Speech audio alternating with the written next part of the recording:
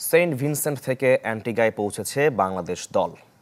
এখানে সুপার 8-এর প্রথম ম্যাচ খেলবে টাইগাররা, যেখানে একমাত্র ক্রিকেটার হিসেবে স্ত্রীকে পাশে পাচ্ছেন তাসকিন আহমেদ।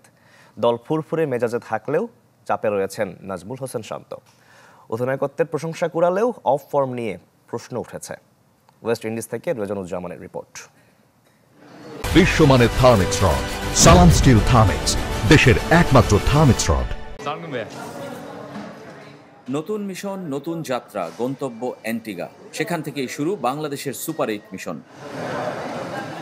সবার আগে সাকিব আল হাসান এক ম্যাচ আগে ব্যাটিংয়ে রানের দেখা পেয়েছিলেন, পরের ম্যাচে বোলিংয়ে উইকেটের সন্ধান। ফুরফুরে নাম্বার 1 অলরাউন্ডার। পেস ডিপার্টমেন্টের সফল মুখ মোস্তাফিজ, তানজিম হাসান, সাকিবরাও তার পিছু নিলেন। তাসকিন আহমেদ সস্ত্রীক সেন্ট ভিনসেন্ট থেকে অ্যান্টিগার পথে। অধিনায়ক নাজমুল শান্ত চাপমুক্ত নন। নিজের ব্যাটিং চিন্তার মাঝেই অভিনন্দনের জোয়ারে ভাসছেন অধিনায়কত্বের কারণে। হেড কোচের প্রিয় পাত্র সৌম্য সরকার তারই সঙ্গে। ফিনিশার রোলে মানিয়ে নেয়া মাহমুদুল্লাহ এখানেও লাস্ট ম্যান। ক্যারিবিয়ান বিমানবন্দরের নিয়ম মেনে রানওয়েতে হাঁটা ধরল দল। রিশাদ হোসেনের মাথায় বালিশ।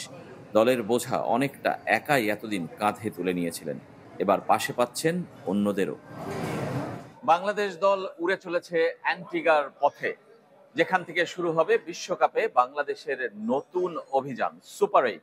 দীর্ঘ 17 বছর পর বিশ্বকাপের দ্বিতীয় পর্বে যাচ্ছে বাংলাদেশ।